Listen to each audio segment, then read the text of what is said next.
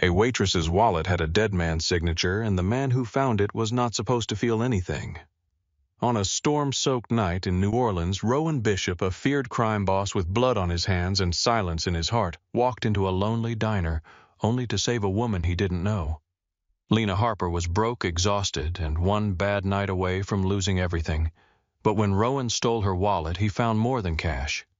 He found an old photograph, a wooden bird, and a check signed by his father, a man buried 20 years ago.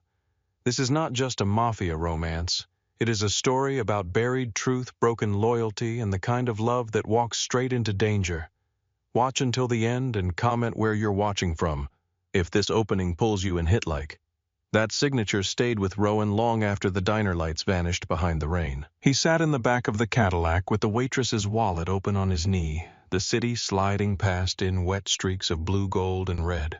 New Orleans looked softer through water, almost innocent, but Rowan Bishop knew better. He knew what hid behind old brick walls and iron balconies. He knew how many men smiled in public while ordering graves dug before sunrise. He knew that a city could sing all night and still wake up with blood in the gutters. But he did not know how a check signed by his dead father had ended up inside Lena Harper's wallet. He read the name again. Augustus Bishop. The ink was faded at the edges, but the signature was clear. Proud, sharp, familiar enough to twist something deep under Rowan's ribs. He had seen that signature on business contracts, birthday cards, school papers, and letters his father used to leave on his desk when he was too busy to say goodnight in person. Rowan turned the check toward the dashboard light. The date did not change. 4 days after the car bombing. 4 days after the closed casket. 4 days after Cyrus Vale put a hand on Rowan's shoulder and told a 12-year-old boy that grief was useless unless it became power. Ty Granger watched him through the rearview mirror but knew better than to speak twice. Ty had driven Rowan through shootouts, funerals, secret meetings, and quiet rides after men begged for mercy in rooms with plastic on the floor. He had seen Rowan angry. He had seen Rowan cold. He had never seen him look lost. Rowan folded the check and slid it back into the wallet. The photograph came next. A little boy with a thin scar above his eyebrow stood in a courtyard beside a girl with dark hair and serious eyes. The boy looked angry at the world. The girl looked like she was daring the world to do worse. Between them was a small wooden bird held carefully in both of her hands. Rowan touched the edge of the photo. For a second, the rain against the Cadillac roof became children shouting through an orphanage yard. The smell of old laundry, wet grass, soap, dust. His fingers remembered a pocket knife. His hands remembered carving wings out of scrap wood because a little girl wanted something that could leave and come back. Then the memory was gone. Rowan closed the wallet. Ty. Yes, boss. Lena Harper. I want her life on paper before sunrise. Ty nodded once. Everything. Rowan looked out at the streets. Everything people buried, too. The Cadillac crossed Canal Street and headed toward the river. At the port of New Orleans, morning arrived without warmth. Cranes stood against the pale sky like iron crosses. Ships groaned at the docks. Men in orange vests moved cargo while pretending not to notice the black cars lined outside the Bishop Import Office. Rowan stepped out beneath a gray sky, his coat still carrying the damp smell of rain. Workers lowered their eyes as he passed. Nobody blocked his path. Nobody asked why he had not slept. Men who asked Rowan Bishop unnecessary questions rarely asked another one. His office sat above the warehouse glass, walled on one side, dark wood on the other. From there he could see the Mississippi moving slow and brown beyond the docks, carrying secrets out of the city, as if it had been paid to keep quiet. On the wall behind his desk hung a portrait of Augustus Bishop. His father had been painted younger than Rowan remembered him. Dark-haired, broad-shouldered eyes, bright with the confidence of a man who believed the world could be forced into order. Rowan had spent 20 years trying to become harder than that portrait. This morning he could not look away from it. The door opened behind him. Cyrus Vale entered without knocking because he was one of the few men alive who still believed he had that right. Cyrus was in his late 60s, silver-haired, polished, dressed in a charcoal suit that looked untouched by the damp air. He had the calm face of a priest and the eyes of a man who had chosen other people's sins for them. In public, he was a family advisor. In private, he was the man who had raised Rowan after Augustus died. He carried 2 coffees. You look like the city chewed you up and changed its mind, Cyrus said. Rowan kept his eyes on the portrait. Long night. Bellini's boys at the Blue Heron, Cyrus said, setting one coffee on the desk. 3 men scared half to death and sent back across town with your name in their mouths. That was loud. They put hands on a waitress. Cyrus gave a soft laugh. And since when does a waitress bring out the King of New Orleans? Rowan turned then. She was in my territory. Everything is your territory when you want it to be. Cyrus studied him with the patient concern he used when speaking to senators, priests, and grieving widows. Something else happened. Rowan reached for the coffee mostly to give his hand something to do. Bellini is getting careless. Bellini has always been careless. That is why he is useful. Rowan drank. The coffee was bitter. Cyrus moved closer to the portrait. Your father hated careless men. The room tightened around that sentence. Rowan set the cup down. Do not bring him into this. Cyrus's expression softened. I bring him into it because he is always in it. In every room you enter, in every choice you make. That is not weakness, Rowan.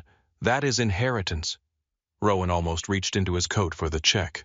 Almost. Instead, he looked past Cyrus toward the river. Find out whether Bellini ordered the diner visit himself. Cyrus nodded. And the waitress. Rowan's face did not move. What about her? She must owe money for a reason. Women in trouble bring men in trouble behind them. Rowan walked to his desk and opened a folder he had not read. Then I will know soon. Cyrus smiled, but it did not touch his eyes. Your father used to say the same thing before doing something dangerous. Rowan looked up. And did you stop him? For a moment, something old and unreadable passed across Cyrus's face. No, he said. I buried him. Silence sat between them. Then Cyrus turned and left, closing the door with a soft click. Only after his footsteps faded did Rowan take Lena Harper's wallet from his coat and place it on his desk. The photograph stared back at him. Across town, Lena Harper woke to the sound of water dripping into a metal bowl on her kitchen floor. Her apartment sat above a closed laundromat in mid-city where the walls sweated in summer and the windows rattled when trucks rolled past. The place smelled faintly of coffee-old paint and the lavender soap her mother used to buy in bulk because it made cheap sheets feel clean. Lena lay still for 3 seconds, hoping the morning might change its mind. Then her phone buzzed on the nightstand. Unknown number. She did not have to open it to know. She opened it anyway. You owe Nico 3 days. Her thumb hovered over the screen. Delete, block, ignore. None of it changed the number in her head. $38,000. Hospital bills, legal fees, interest that grew like mold, and money borrowed from the wrong people when every right person had already turned away. She sat up and rubbed her face. Her waitress uniform hung over a chair near the bed, still smelling like coffee and fryer oil.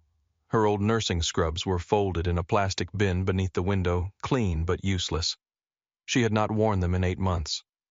On the dresser stood a framed photograph of her mother, May Harper, standing outside St. Agnes Medical Center in pale blue scrubs. May had one hand on her hip and that tired smile nurses get when they have seen too much pain and still choose kindness. Lena picked up the photo. Morning, Mama, she whispered. The apartment answered with another drop of water hitting the bowl. She made coffee in a cracked mug and searched for her wallet to check whether she had enough cash for the bus. Her purse was on the table. Her keys were inside. A lipstick she never used. A folded receipt. 2 mints. A pen from the diner. No wallet. Lena froze. She emptied the purse onto the table. Nothing. She checked the floor, the couch, the jacket she had worn last night. Nothing. Her breath shortened. The check, the photograph, the wooden bird, her mother's last warning. She dropped to her knees and opened the cabinet beneath the sink. Behind cleaning rags and a bottle of bleach sat a small blue tin box. Her mother's box. Lena pulled it out and opened it with shaking hands. Inside were old documents, a rosary, a broken watch, and a folded note written in May's uneven handwriting. Never cash the bishop check. It belongs to blood. Lena pressed the note to her mouth. The wallet was gone. For a moment she saw the man from last night, the calm one in the dark coat, the one who had walked into the diner like violence had made room for him. He had caught her purse before it hit the floor. He had handed it back. Her stomach turned. "You son of a bitch," she whispered. At the port, Ty returned just after 8 with a file thick enough to make Rowan's expression darken before he opened it. Ty placed it on the desk. "Lena May Harper," he said. 29. Former pediatric nurse. Worked at St. Agnes for 6 years. Suspended 8 months ago after morphine went missing from the pharmacy inventory. Rowan opened the file. Convicted, no investigated, not charged.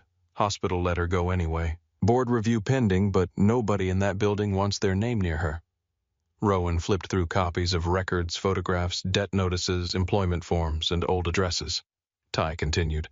"Mother was May Harper, private nurse before she joined St. Agnes. Died 2 years ago. Cancer. No father listed. Lena bounced around a few places as a kid while May worked night shifts. One of those places was St. Raphael's Home for Children." Rowan stopped moving. Ty saw it. "You know it." Rowan looked at the line printed in black ink. St. Raphael's Home for Children, temporary placement. His hand tightened around the paper. "I lived there." Ty said nothing. Rowan turned the page and found an old intake photo of Lena at 7 years old. Thin face, dark hair, eyes too serious for a child. He placed it beside the old wallet photograph. The same girl. The years between them folded inward. The orphanage courtyard appeared in his mind again. A hot afternoon. Children yelling near a broken fountain. A girl sitting alone beneath a magnolia tree, knees scraped, mouth pressed into a stubborn line as if crying would insult her. He remembered walking over with a piece of wood in his hand. She had asked what he was making. He had told her to mind her business. She had said his bird looked more like a potato with wings. He had liked her immediately and hated her for it. Rowan closed his eyes. Her name had been Lena, not Little Bird at first. That came later. A knock sounded. He opened his eyes. "Come in." A young associate entered with his head lowered. "Mr. Bishop, Mr. Vale wants to know if he should proceed with the Bellini meeting tonight." Rowan shut the file. "No." The associate hesitated. "No, sir." I said no. "Yes, sir." The man left quickly. Ty waited. Rowan picked up Lena's wallet. "I am returning this." Ty raised an eyebrow. "You want me to send it?" No, Ty understood more than Rowan wanted him to. "You going as yourself?" Rowan looked at the old photograph one last time. No. The blue heron looked different in daylight. Less tragic, more tired. Its blue sign flickered even in the morning, fighting the sun and losing. The front windows were streaked with rain marks. Inside, the breakfast crowd leaned over plates of eggs, biscuits, and hash browns, while a radio near the kitchen played old soul music under the clatter of dishes. Lena moved through it all with practiced grace. Coffee in one hand, order pad in the other, smile ready when needed and gone the moment no one looked. Rowan sat in the last booth near the window. Not in his black suit this time. He wore a plain white shirt under a dark jacket, no tie, no visible watch. Nothing that shouted money unless someone knew how expensive quiet could be. Lena saw him halfway through pouring coffee for a truck driver. Her hand stopped. Coffee overflowed the cup and spread across the saucer. The truck driver looked down.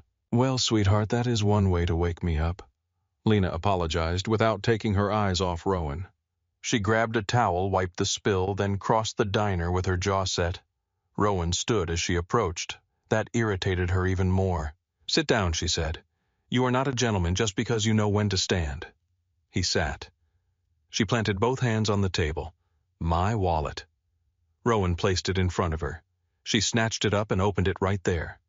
Cash. Nursing badge, photograph, wooden bird, check, all there. Her eyes lifted to his. "You went through it." "Yes." The honesty made her angrier. "At least lie badly so I can enjoy hating you. I had questions. You had no right. No."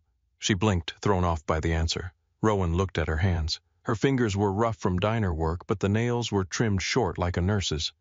There was a small burn on her wrist from coffee or a pan. Her pulse beat fast at her throat, but she did not step back. He liked that. He wished he did not. Lena slid the wallet into her apron. "Who are you, Rowan Blake?" The lie came smoothly. An old family name on his mother's side. Close enough to feel familiar, far enough from Bishop to keep her breathing normally. Lena stared at him. "Rowan Blake." "Yes. You show up last night, scare off Nico's dogs, steal my wallet, read my personal life like a menu, then come back for breakfast under a name that sounds like it belongs on a fake business card. A corner of his mouth lifted.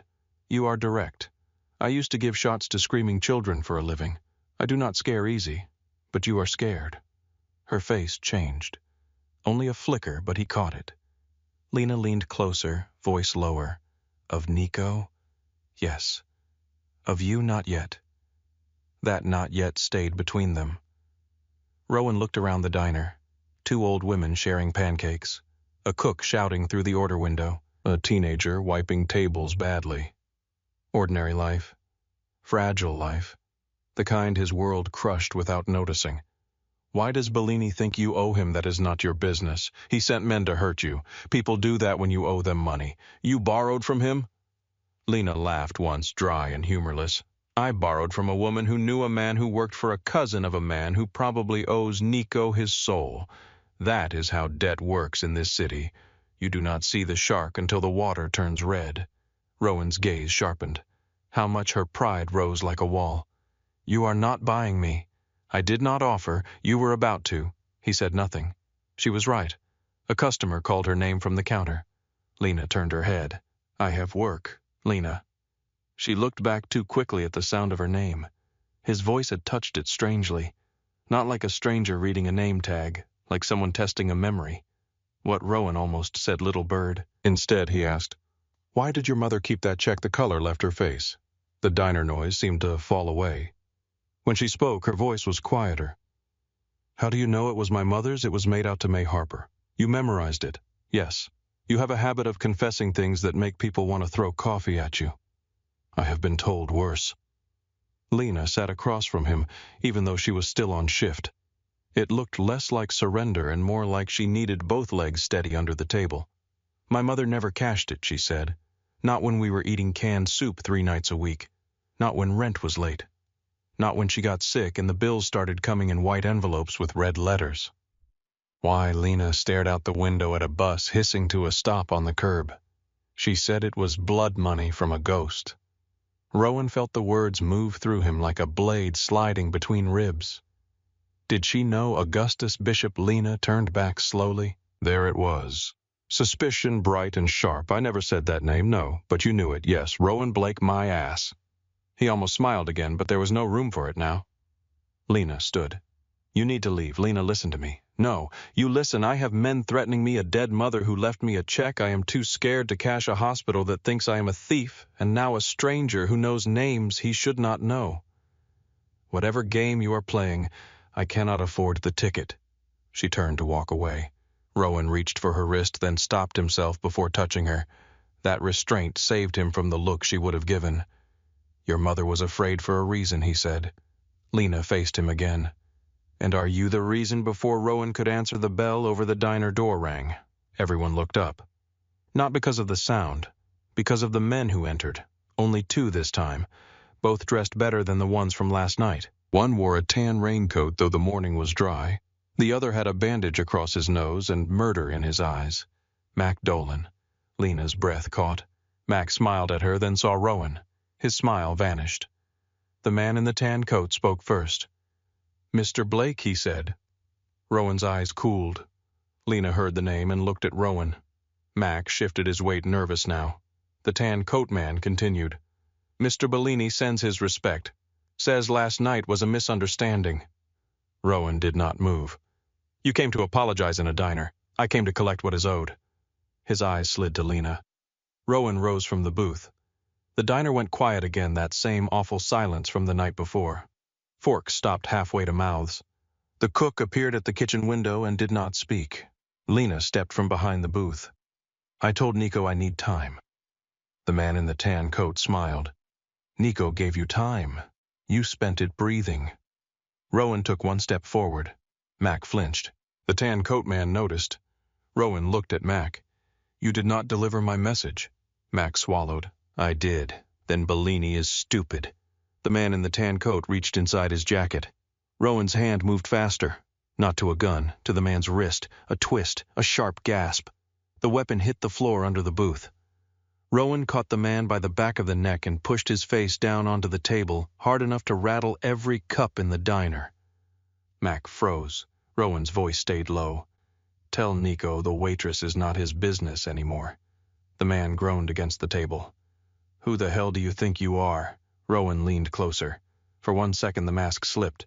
Not fully, just enough. The room felt it. I am the reason men like Nico ask permission. Mac's face went pale. Lena heard it. More than that, she felt the truth beneath it. Rowan released the man.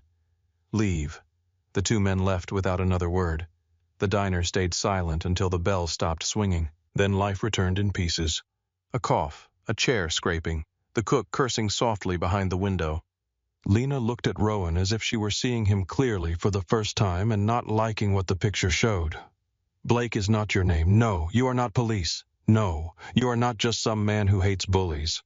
Rowan picked up the fallen gun with a napkin, emptied it beneath the table, and set it aside. No. Lena's eyes shone with anger and fear. Then what are you? Rowan could have told her. Maybe part of him wanted to. Maybe the boy who carved birds under magnolia trees was tired of hiding behind names that smelled like gun oil and old money. But outside the diner window, a black SUV rolled slowly past. The back window lowered. A camera lens caught the light. Rowan saw it. So did Lena. Her anger disappeared into something colder. The SUV continued down the street slow enough to be a promise. Rowan turned back to her. Do you have somewhere safe to go? Lena let out a small laugh, but there was no humor in it. Safe is for people who made better choices. He reached into his pocket and placed a plain white card on the table. Only a phone number, no name. If anyone follows you, call this. She did not touch it. I do not even know who you are. Rowan looked at her, then at the wallet hidden in her apron, then at the photograph he now knew belonged to both of them. Yes, he said quietly. You do. Lena's lips parted, but no words came. Rowan walked to the door. The bell rang above him. Morning light fell across his face, and for a breath Lena saw the scar above his eyebrow the same way it appeared in the old photograph. Then he stepped into the street and disappeared into the New Orleans glare, leaving Lena with a dead man's check, a phone number she did not want, and the strange ache of a memory trying to wake up. Lena stood in the diner long after Rowan disappeared into the morning glare.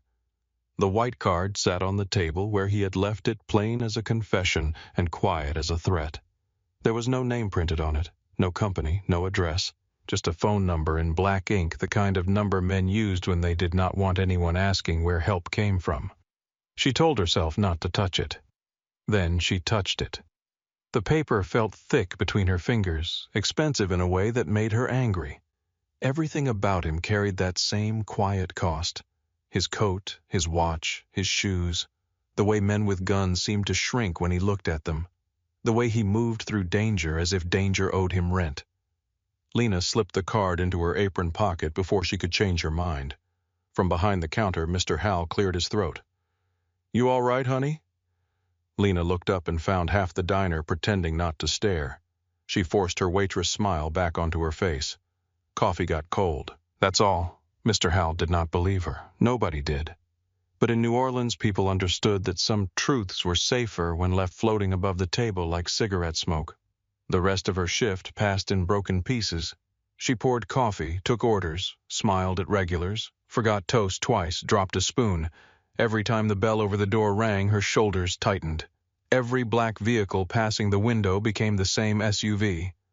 Every man in a raincoat became another hand reaching for her. And beneath all of it there was Rowan's voice. Yes, you do. She saw his face in the photograph from her wallet. The little boy with the scar, the angry eyes. The boy who stood beside her in a courtyard she had spent years trying not to remember. Her mother used to say some memories were like bones healed wrong. You could live with them, but the weather would always find them. By the time Lena's shift ended, the sky had turned the color of old pewter. Humidity clung to the streets. A trumpet player stood near the corner, sending a slow, wounded melody into the evening air. Tourists moved past with drinks in plastic cups, laughing too loudly, stepping around puddles that held the city lights in broken pieces. Lena walked home with her purse tight under one arm and the white card burning in her apron pocket. She took the long way, doubling back twice, checking windows, checking reflections. She hated that she knew how to do it. Poverty had taught her caution. Nursing had taught her to read pain. Debt had taught her how men looked before they decided you had no choices left. When she reached her building, the laundromat downstairs was dark. The metal gate rattled softly in the breeze. She climbed the narrow stairs to her apartment and locked the door behind her, then pushed a chair beneath the handle, though she knew it would not stop anyone who truly wanted in. Only then did she breathe. The apartment waited in its usual tired silence. A bowl caught water beneath the ceiling leak. The refrigerator hummed. Her mother's photograph watched from the dresser with that gentle, exhausted smile. Lena took out the wallet and laid everything on the kitchen table. The check, the old photograph, the wooden bird, her mother's warning. Never cash the Bishop check. It belongs to blood.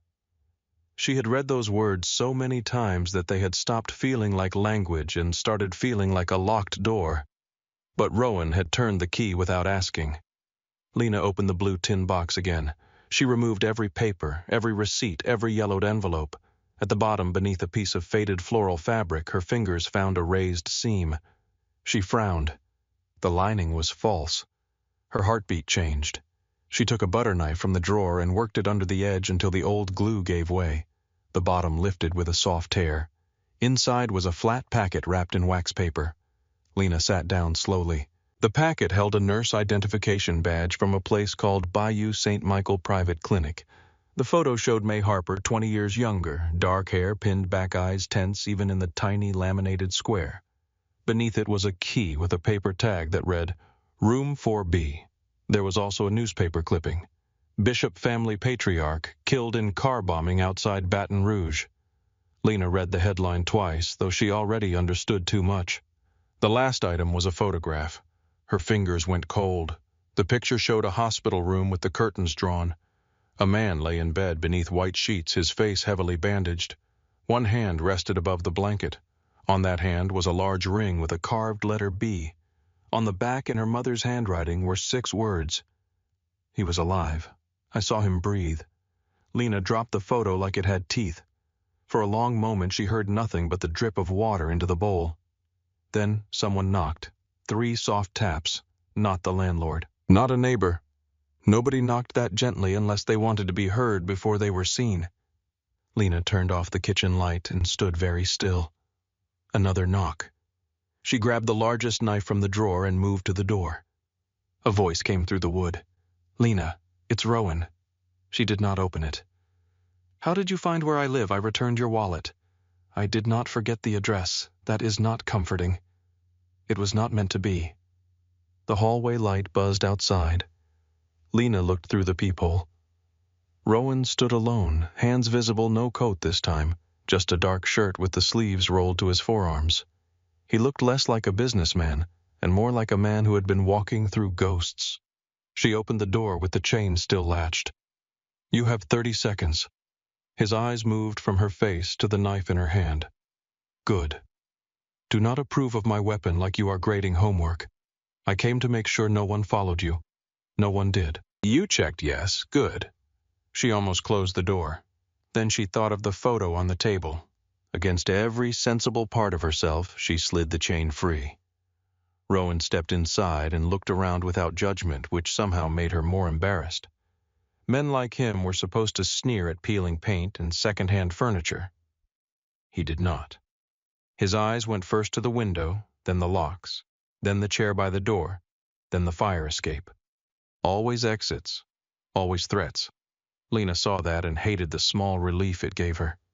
I found something, she said. Rowan turned. She handed him the photograph. He took it carefully as if paper could bruise. The moment he saw the bandaged man in the bed, his entire body changed. Nothing dramatic, no gasp, no stagger, just a stillness so complete it seemed to pull sound out of the room. That ring, he said. My mother wrote on the back. He turned it over. Lena watched his face as he read the words. He was alive. I saw him breathe. For the first time since she met him, Rowan Bishop looked young. Not soft, not weak, young. Like something inside him had been dragged back across 20 years and left there in the dark. Is that your father? Lena asked. He did not answer right away. His thumb touched the edge of the photograph. Yes. The word barely made it out. Lena pulled out the nurse badge and key. My mother worked at this clinic, Bayou St. Michael. I never heard of it. Rowan stared at the badge. I have. His voice had gone flat again, but now Lena could hear the crack beneath it. What was it, a private clinic outside the city? Quiet doctors? No questions. Men used it when hospitals became dangerous. Criminals. Yes, she laughed once, but it came out wrong. Of course. Rowan looked at her. Lena. No, do not say my name like you are trying to calm a patient. I am not. Then say what you are not saying. He placed the photograph on the table. If your mother saw my father alive after the bombing, then the story I was told was a lie, and the check was payment. To keep her quiet. Yes. The room seemed too small for the truth. Lena wrapped her arms around herself. My mother lived scared. She changed locks, changed jobs, kept cash in coffee cans, jumped every time a car slowed down outside our place. I thought grief made her that way. I thought sickness made it worse. Rowan's eyes stayed on the photo. She was protecting you. From who he said nothing. Lena stepped closer. From who, Rowan? He looked at her then. I do not know yet. It was the first answer she believed completely. Across the city, thunder rolled low and distant. Rowan reached for the key and turned it under the lamp. Room 4B, he murmured. The way he said it made Lena's skin prickle. You know that room, no, but my father died in a closed casket. They said the explosion made identification difficult. I never saw his body. Lena's anger softened despite herself. You were a child, 12. She saw him then, not in the dark shirt, not with the careful hands and dangerous eyes, but as the boy in the photograph. The boy with the scar. The boy who had stood beside her in the orphanage yard. Something in her chest shifted. She went to the table and picked up the old photo from her wallet. Were you ever at St. Raphael's? Rowan looked at it but did not touch it. Yes, I was there too, I know. Did you know before last night? No. The answer was immediate. Lena studied him. Did you remember me? He swallowed once. Pieces. What pieces? He looked toward the window where rain had begun again, thin lines sliding down glass. A courtyard. A magnolia tree. You told me my bird looked like a potato with wings. Despite everything, Lena's mouth parted. The memory rose inside her with painful clarity. A boy sitting in the dirt carving a chunk of wood with a stolen knife. A little girl standing above him trying to act unimpressed because she had already learned that needing people made them leave faster. Her voice came quietly. You said I had no artistic vision. Rowan looked back at her. I was right. She almost smiled. It hurt too much, so she stopped. The rain grew harder. Lena picked up the wooden bird from the table. Its wing was cracked, the little head worn smooth by time. I kept it because I thought someone should remember that place had one good thing in it. Rowan looked at the bird as if it were a relic from a country he had once escaped. I made it the day before I left. I know. His eyes lifted. You remember you told me birds leave, she said. I told you to make me one that comes back. For a moment neither of them moved. Then Rowan whispered almost against his will, Little bird. The word struck her harder than any gunshot could have. No one had called her that in 20 years. Lena's eyes filled before she could stop them. She hated that, too. Do not, she said. But her voice broke. Rowan took one step closer and stopped himself again as he had in the diner. I am sorry. For what? For forgetting. She shook her head. You were 12. I still forgot. No, she whispered. Maybe you survived. A siren wailed somewhere far away, rising and falling through the wet streets. Rowan's phone vibrated. He looked at the screen. Whatever he saw made his face close. What is it? Lena asked. Ty saw the same SUV near your block. Her stomach dropped. How near a sound came from below. Not a knock this time. A crash, glass breaking in the laundromat. Rowan moved instantly. He turned off the lamp, took Lena by the wrist, and pulled her away from the window. Bedroom. Fire escape. She did not argue. They crossed the apartment as heavy footsteps hit the stairs outside. Rowan opened the bedroom window and shoved it up. Rain blew in cold against Lena's face. The fire escape groaned under their weight. Behind them, the apartment door burst open. Men shouted. A gunshot split the room they had just left. Lena screamed, but Rowan's hand covered her mouth as he guided her down the slick metal steps. Quiet, he breathed against her ear.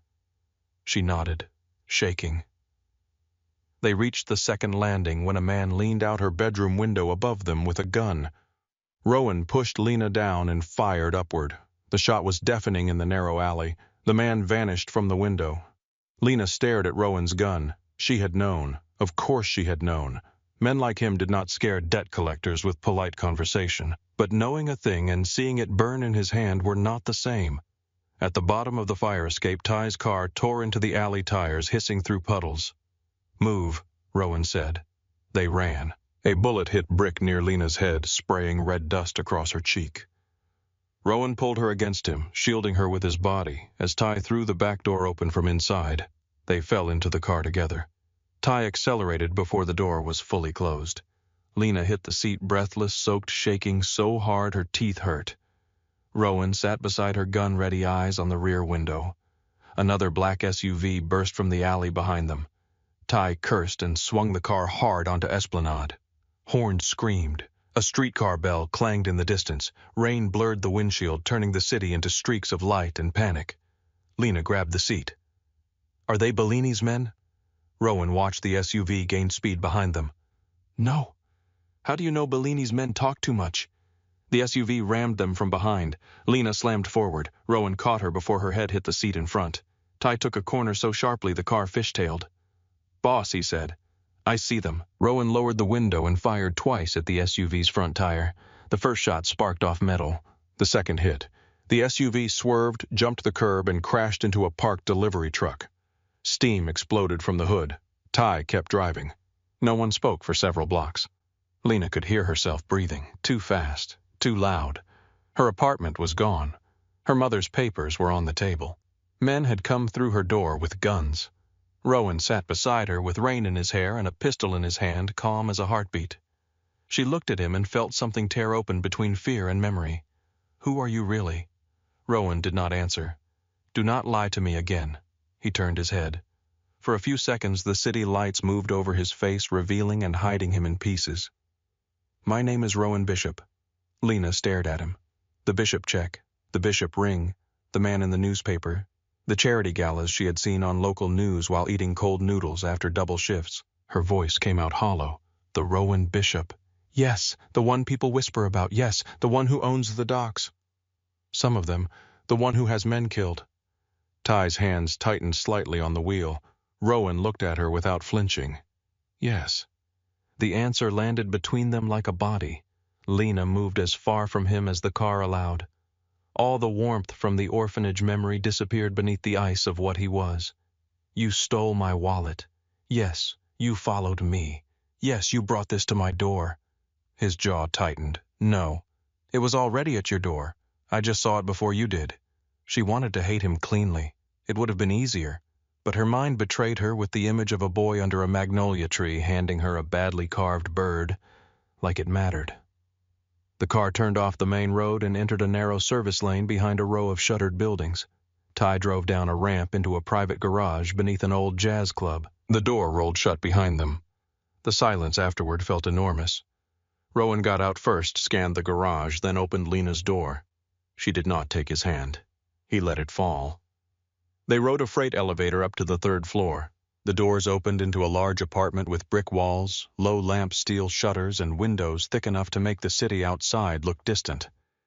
It was beautiful in a cold way, safe in a way that felt like a cage. Lena walked inside slowly. Her wet shoes left prints on the floor. Rowan set his gun on a table, then thought better of it and moved it farther away from her. She noticed. "Do you think that makes me feel better? Number good. Because it does not." Ty stood near the door. "I will check the perimeter." Rowan nodded. When Ty left, the room became too quiet. Lena turned on Rowan. "My mother left me clues about your father. Men just tried to kill me for them.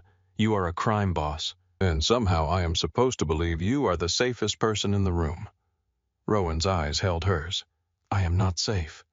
The honesty cut through her anger again. He stepped closer, but not too close. "I am useful." Lena laughed one sharp breath. "That may be the saddest thing anyone has ever said to me." His face did not change, but she saw it land.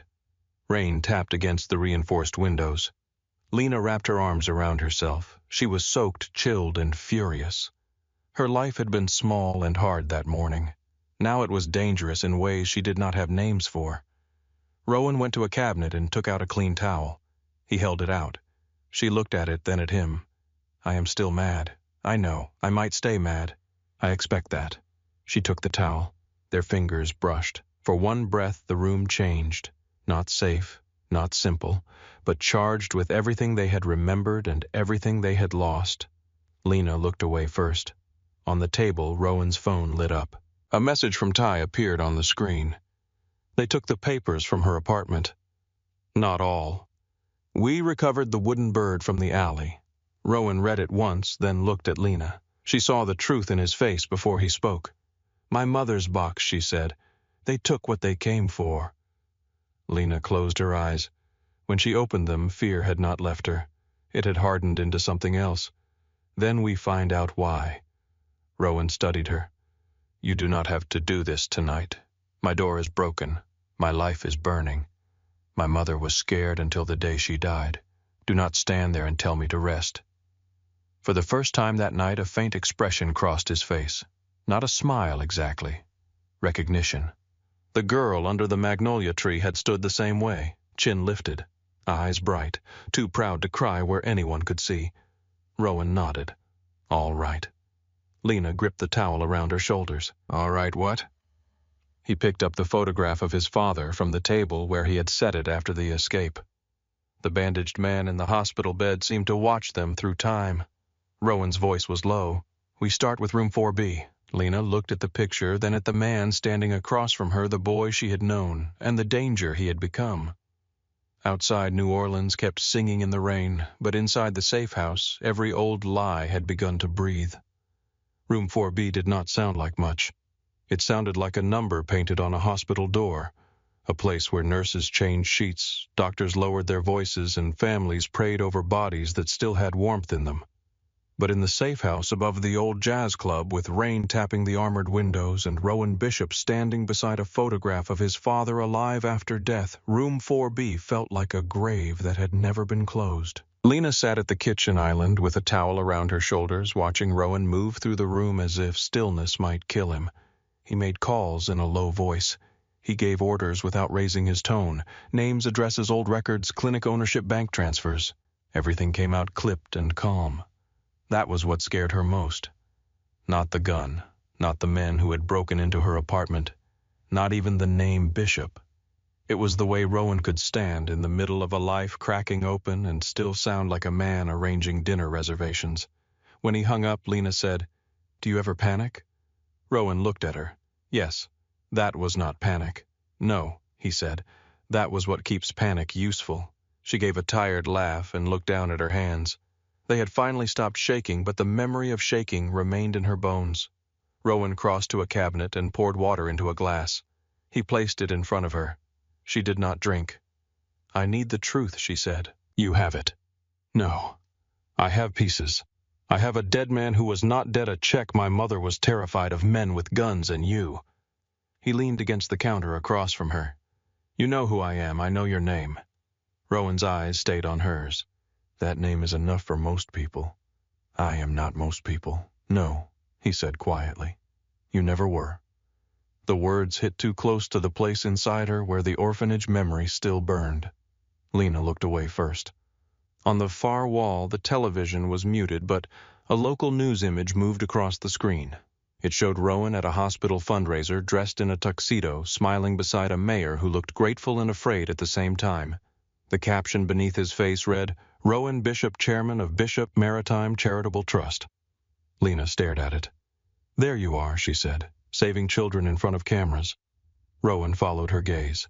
"My father believed public charity made private enemies quieter. And you believe that too, I used to."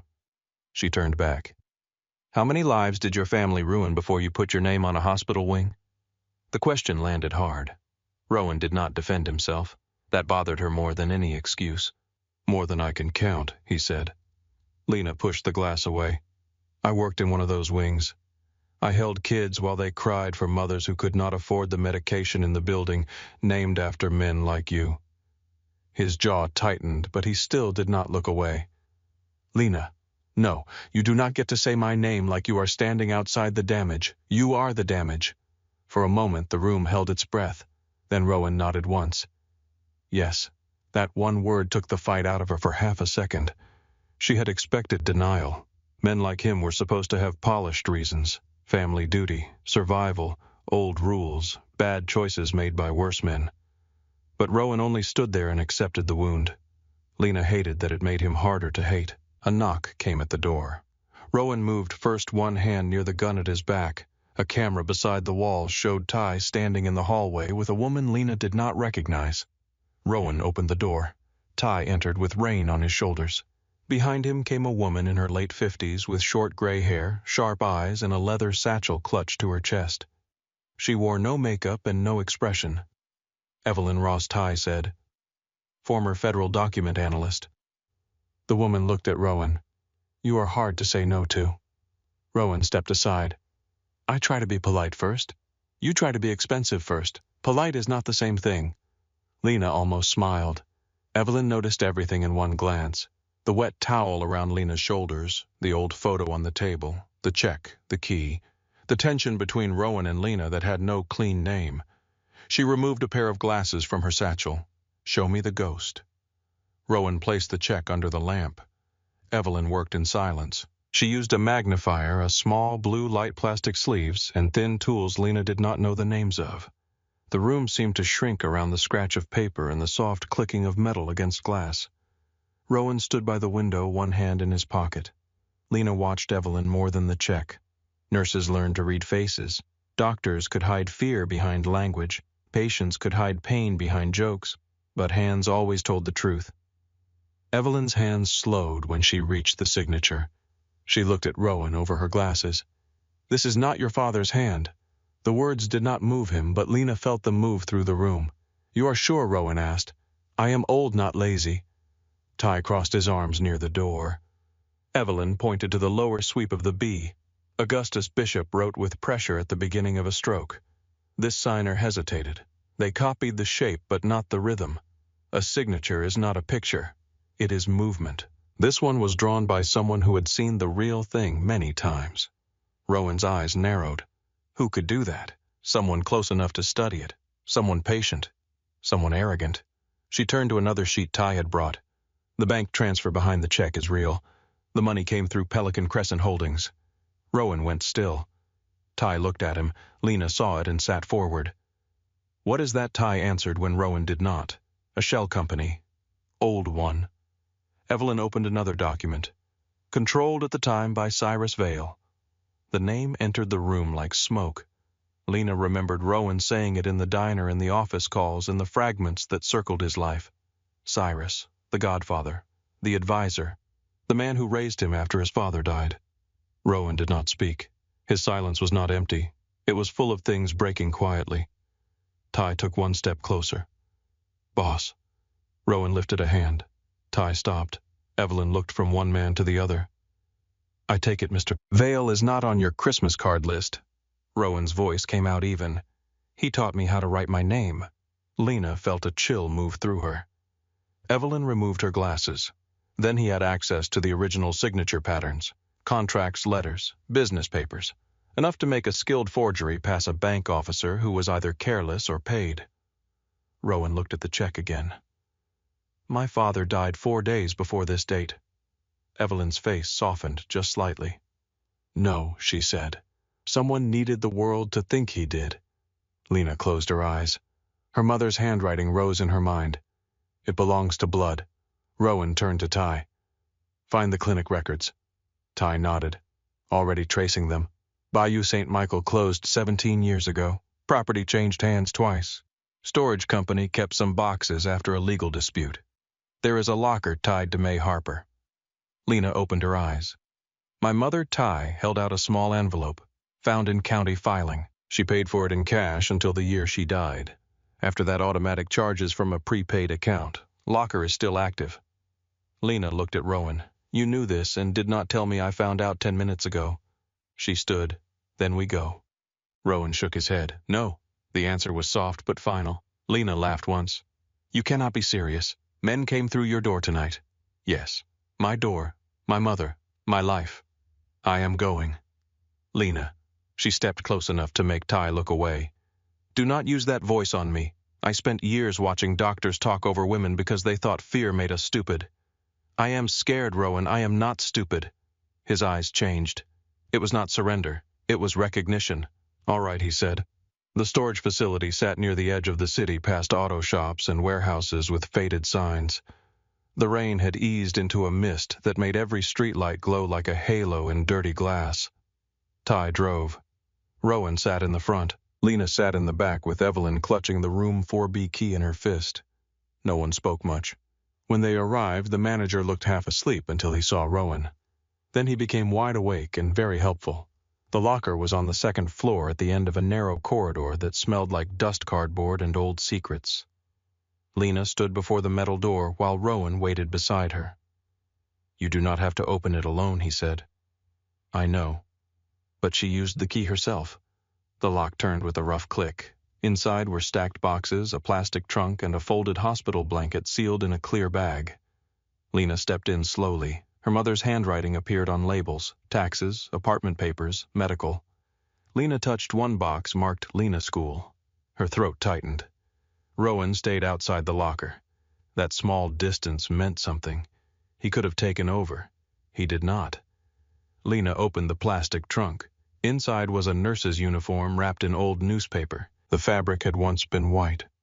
Now a brown stain spread across the front like a map of a country no one wanted to visit. Evelyn inhaled softly. Lena's hand hovered over it. Is that blood? Rowan answered quietly. Yes. Beneath the uniform lay medical logs, a small cassette recorder, and 3 tapes labeled in May Harper's careful script. Room 4B. Augustus. If they find me. Lena picked up the last tape. Her hands started shaking again. Rowan stepped closer. This time, she let him. Back at the safe house, the tape recorder sat on the coffee table like a live grenade. Lena sat on the couch. Rowan sat across from her. Ty stood near the door. Evelyn remained at the island with the document spread around her, but even she had gone silent. Lena pressed play. Static filled the room. Then her mother's voice appeared. Thin, tired, terrified. If anyone hears this, my name is May Harper. I was a private nurse at Bayou St. Michael Clinic. I am making this recording because I do not trust paper anymore. Paper burns, men lie, blood does not forget. Lena covered her mouth. Rowan stared at the recorder as if it were speaking from beneath the floor. May's voice trembled, then steadied. They brought him in after midnight. No chart, no real name. Burns on his arms. Shrapnel near the ribs. Face wrapped. He should have gone to a real hospital, but the doctor said powerful men did not bleed in public. A breath on the tape. He woke before dawn. He said his name was Augustus Bishop. Rowan closed his eyes. Lena watched pain move across his face with nowhere to go. May continued. He asked for his son, over and over. Rowan. He said the boy needed to be taken away before Cyrus made him hard. The room went cold. Rowan opened his eyes. He knew he whispered. The tape hissed. Mr. Bishop told me the bombing was not Bellini. He said it came from inside his own house. He said Cyrus had been meeting with captains behind his back. He said he was trying to get out, trying to make the business clean enough that his son could inherit a name without inheriting blood. Lena felt tears on her face but did not wipe them away. Then May's voice dropped lower. I heard footsteps. I hid in the supply closet because I thought it was the doctor. It was not. A long silence. Then on the tape, a door opened somewhere in memory. May whispered now. Cyrus Vale came into room 4B. Augustus said, Do not make my boy into this. Cyrus said, Your boy is all that will be left of you. The recorder clicked softly as the tape turned. Lena could barely breathe. May's voice cracked. Then I heard the shot. Rowan stood so fast the chair behind him scraped the floor. No one moved. He walked to the window and placed both hands against the frame, head lowered. His shoulders did not shake. He made no sound. Somehow that was worse. The tape continued. He saw me. Cyrus saw me. He did not kill me because dead nurses make questions. He gave me a check and told me to disappear. He said children vanish every day. He said my daughter had such pretty eyes. Lena broke then. A sound left her that she did not recognize. Rowan turned immediately but stopped when she lifted a hand. She needed to hear it. May's final words filled the room. "Lena, if this ever finds you, I am sorry. I thought silence would keep you safe. I thought fear was a kind of love if it kept you breathing. But secrets grow teeth. Run if you must. Speak if you can. Trust no one who profits from your fear." The tape ended. Static remained. Lena pressed stop. For a long moment the world was only rain and breathing. Rowan still stood by the window. The city lights cut his face into shadow and gold. "My father asked for me," he said. No one answered. "I was 12, he continued, voice low. "Cyrus told me not to cry at the funeral. He said tears teach enemies where to cut. He put a gun in my hand before I was old enough to drive. He told me Bellini killed my father. He gave me a name for my grief and pointed me at it." Lena stood slowly. "Rowan," he turned. The look in his eyes made her stop. Not because it was violent, because it was empty in a way violence could not fill. "Every war," he said, "every body, every ugly thing I thought I had to become. He built it on that lie." Lena crossed the room. This time she touched him first. Her hand rested against his chest over the place where his heart beat too hard beneath his shirt. "You were a child." His laugh was quiet and bitter. "I am not a child now. No." Her voice held. "But you are not him either." Rowan looked down at her hand, then at her face. "I do not know what I am." She thought of her mother hiding in a supply closet, of a dead man asking for his son, of a boy carving a bird with a stolen knife because a girl asked for something that came back. "You are standing here," she said. "That has to count for something." For the first time, his control cracked enough for her to see the grief beneath the empire. He did not reach for her like a man claiming comfort. He lowered his forehead until it nearly touched hers, leaving the last inch between them like a question. "I should have remembered you," he said. "You did. Too late. Maybe, but you did." His breath shook once, only once. Then Ty's phone rang. The sound cut through the room. Ty answered, listened, and looked at Rowan. "Cyrus is asking where you are." Rowan did not move away from Lena immediately. When he did, something in the room had changed. Not healed, not forgiven. Changed. "What did you tell him?" Rowan asked. "Nothing yet." Rowan looked at the recorder. The check. The blood-stained uniform. The photo of his father alive in room 4B. Then he looked at Lena. She saw the old instinct rising in him. The one Cyrus had trained. The one that wanted blood because blood was simple and truth was not. Lena stepped in front of him. "Do not let him finish building you." Rowan stared at her. The words entered him slowly, deeper than anger could reach. Ty waited by the door phone, still in hand. Evelyn gathered the evidence into protective sleeves. Outside, New Orleans shone wet and restless under the night, and inside the safe house, Rowan Bishop stood between the man who raised him and the man his father begged him to become. Ty kept the phone pressed to his ear while Rowan stared at the evidence spread across the safe house table. The check. The photograph. The blood-stained uniform. May Harper's recording. Every piece sat under the warm lamp like it had been waiting 20 years to accuse the right man. Boss Ty said quietly, "Cyrus is still on the line." Rowan did not reach for the phone at first. His eyes stayed on the old photograph of his father in the hospital bed. Augustus Bishop had been burned, bandaged, barely alive, but still fighting to keep his son from the life that eventually swallowed him. Lena stood near Rowan, close enough to feel the storm moving through him. She had seen anger before, in drunk fathers at emergency rooms, in men who broke their hands punching walls and then blamed the wall, in patients who woke up from pain and wanted someone smaller to pay for it. Rowan's anger was different. It was quiet enough to be terrifying. He took the phone from Ty. "Cyrus." The room seemed to lean toward his voice. Cyrus Vale spoke on the other end with his usual calm. "Rowan, I was beginning to worry. You should sleep more." A soft laugh. "I will once I know whether my godson has started a war without telling me." Rowan looked at the tape recorder. "No war tonight. That does not sound like you. Maybe you do not know me as well as you think." There was a pause. Small, but real. Lena heard it even from where she stood. Cyrus recovered smoothly. "Come by the port in the morning. We need to discuss Bellini. His people are getting bold. I'll be there." "Good. And Rowan, yes, bring a clear head. Grief makes men sentimental." The call ended. Rowan handed the phone back to Ty. No one spoke. Finally, Evelyn Ross slid the tape into a plastic sleeve and sealed it. "I have known men like Cyrus Vale," she said.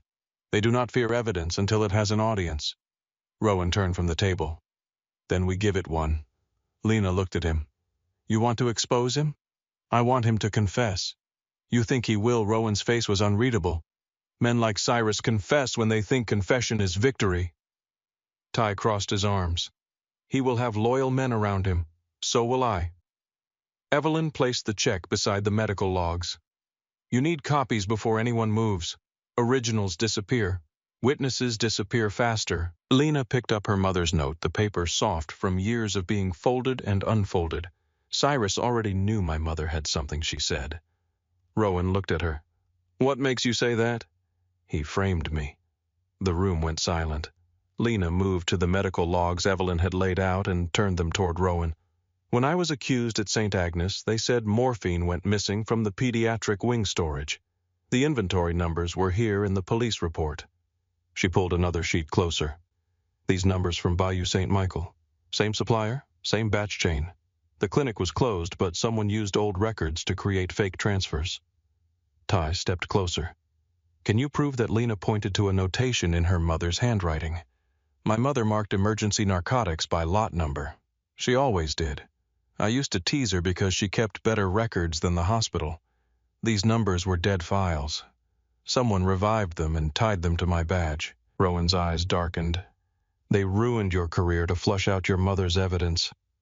Lena nodded slowly as the full shape of it settled over her. "I was supposed to get desperate. Cash the check, sell the photo, ask the wrong person for help. Anything that would make me visible." Her voice cracked, but she did not let it break. "My mother stayed quiet to protect me, and they still came for me after she died." Rowan looked like he wanted to reach for her, but he held himself back. Lena noticed. That restraint meant more than comfort would have.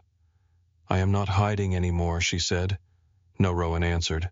"You are not." Ty looked between them. "Then we need a place Cyrus feels in control." Rowan turned toward the window where rain scratched softly against the glass. "The Magnolia Sugar Refinery." Ty's face changed. "That place has not been used in years. That is why he will like it. Empty, private, familiar."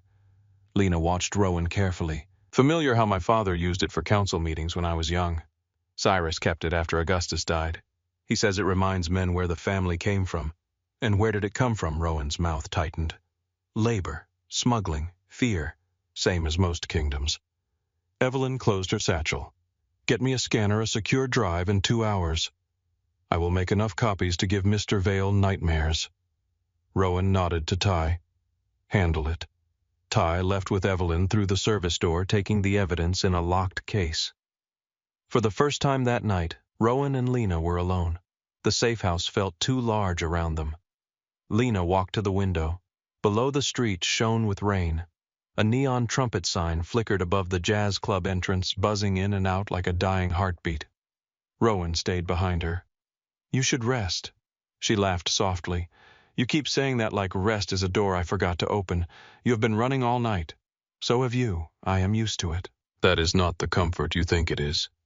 He said nothing. Lena turned. The lamp behind him left half his face in shadow. He looked like two men standing in the same body. The boy who made her a bird and the man who carried a gun like a second language. "Why did you not tell me right away?" she asked. "That I was Rowan Bishop." "Yes, because your life was already on fire.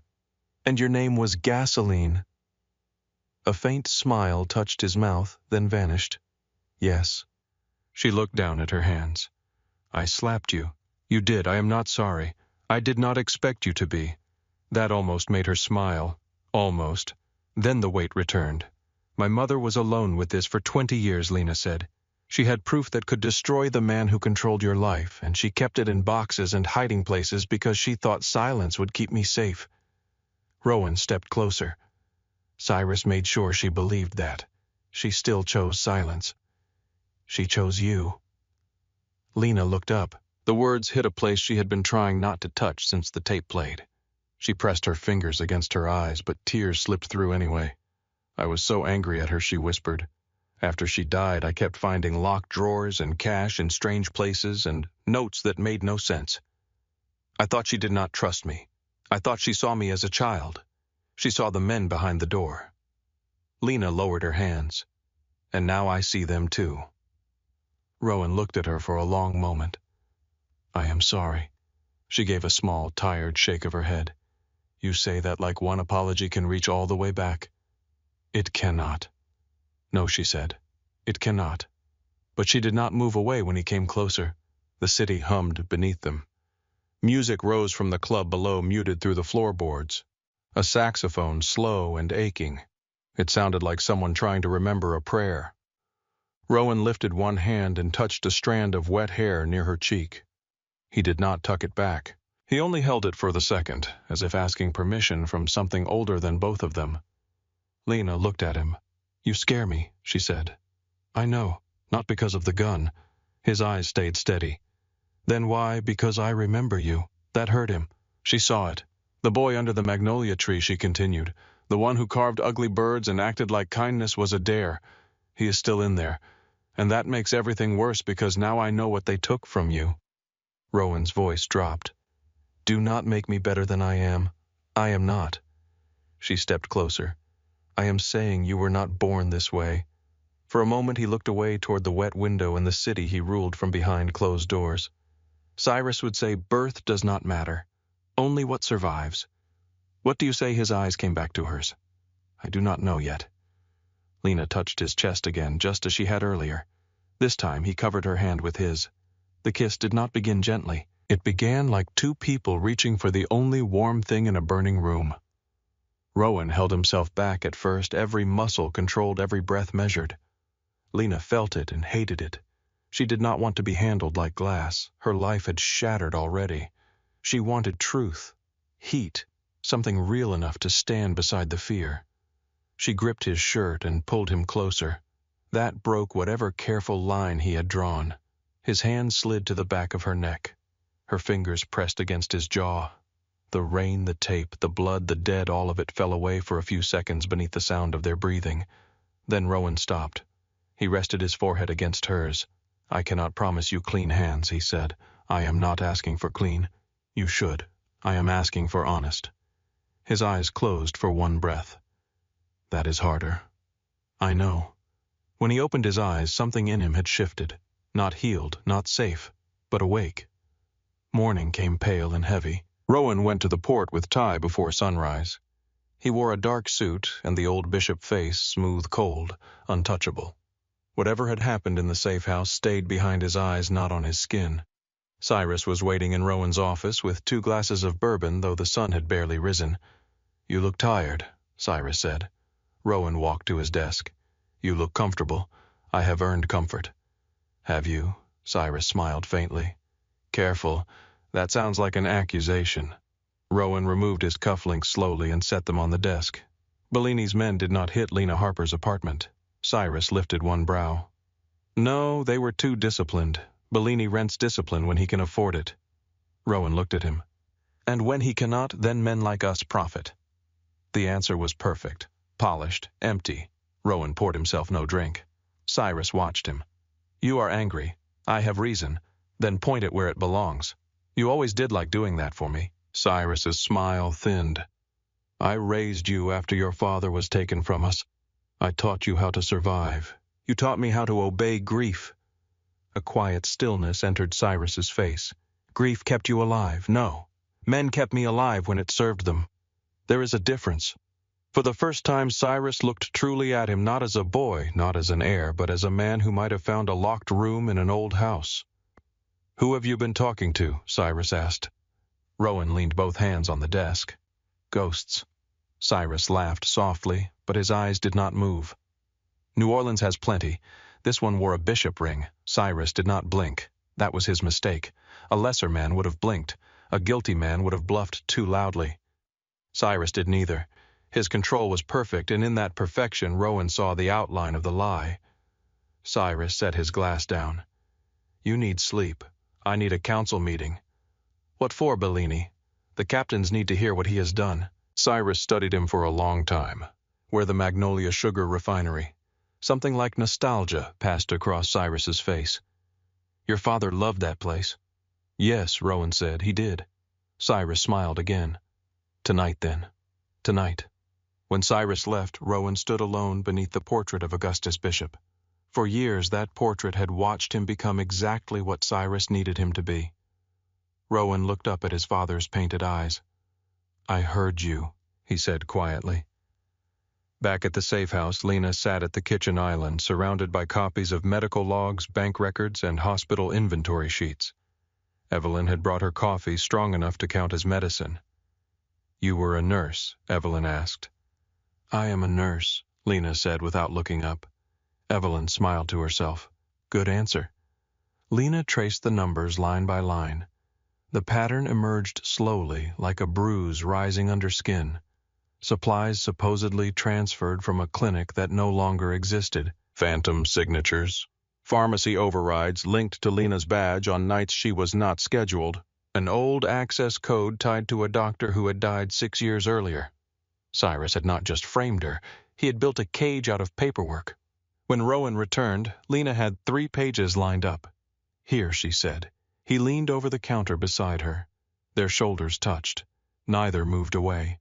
This proves the missing morphine at St. Agnes was never missing, she said.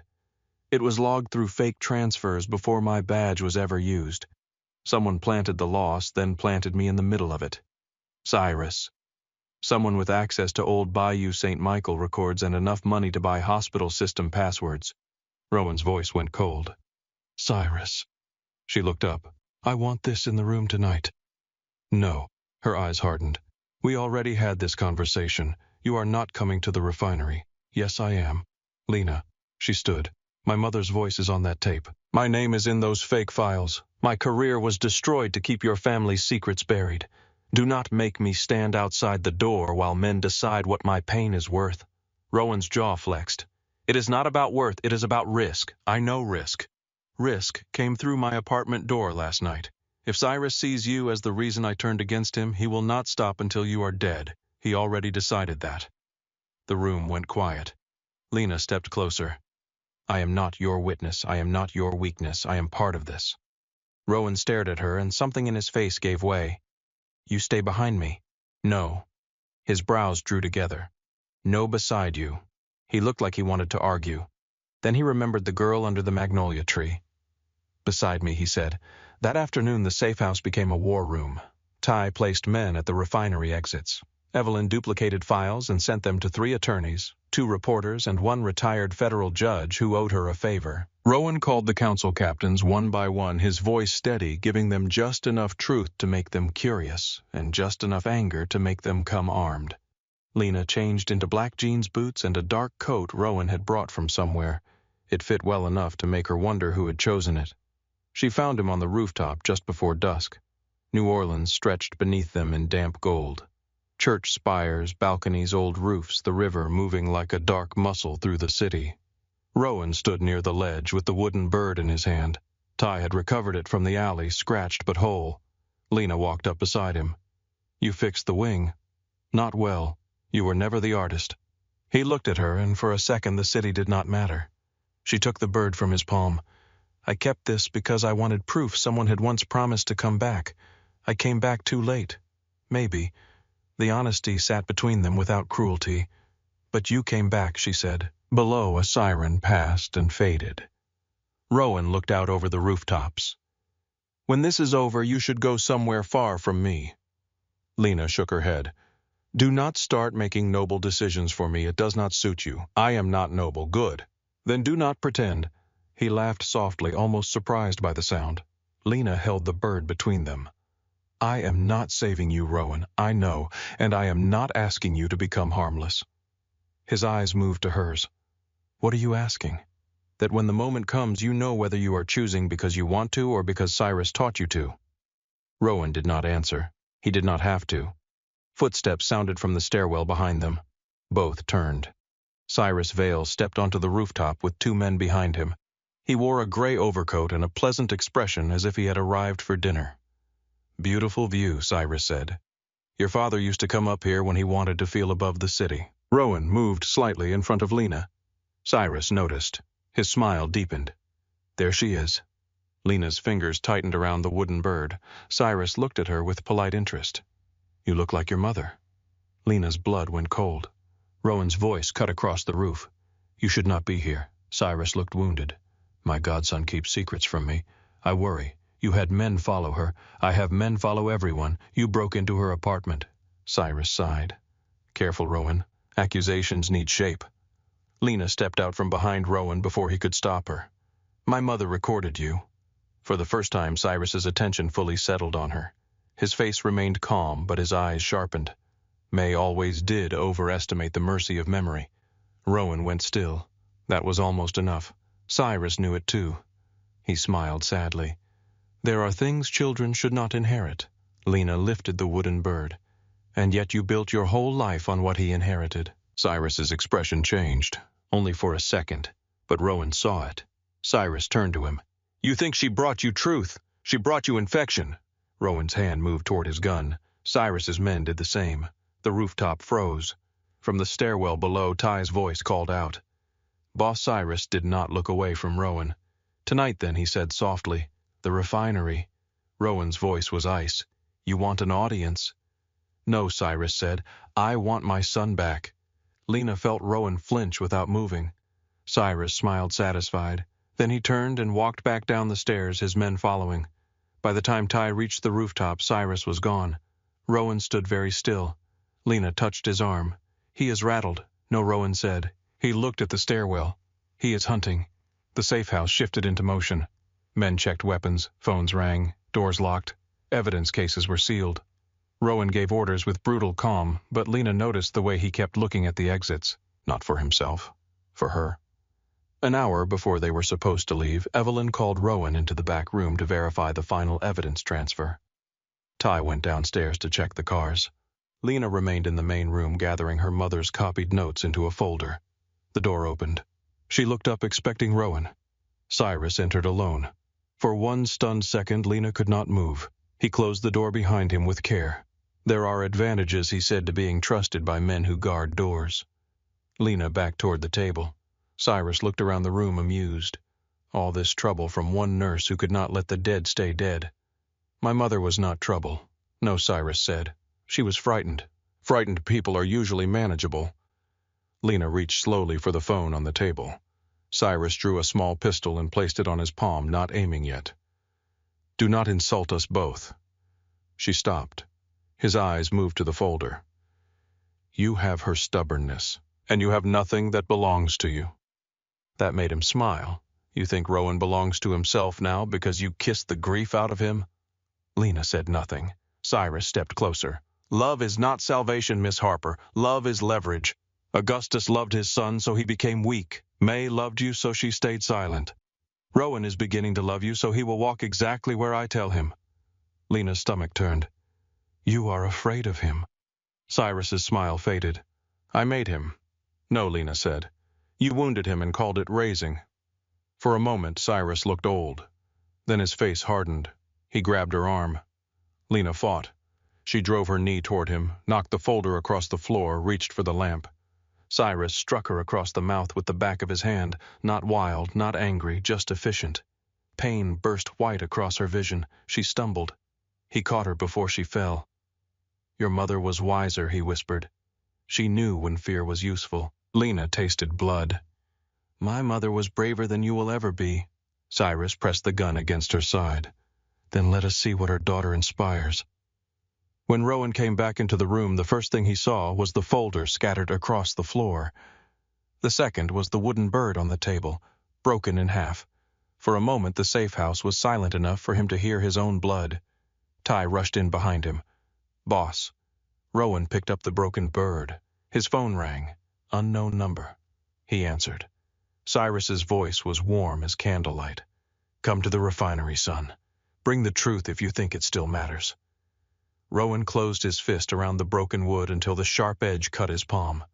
Touch her again and I will bury you under the city you stole from me. Cyrus sighed softly. There he is, the boy I raised. The call ended. Blood slipped between Rowan's fingers. Ty looked at him carefully. Is that Rowan talking, he said. or the man Cyrus made, Rowan stared at the broken bird in his palm. For a moment he saw Lena at 7 years old holding it like a promise. Then Lena on the rooftop asking him to know the difference between choice and training. Then his father in room 4B begging with his last breath for his son not to become this. Rowan closed his eyes. When he opened them, the cold was still there, but something else stood beside it. "No more lies," he said. Ty nodded.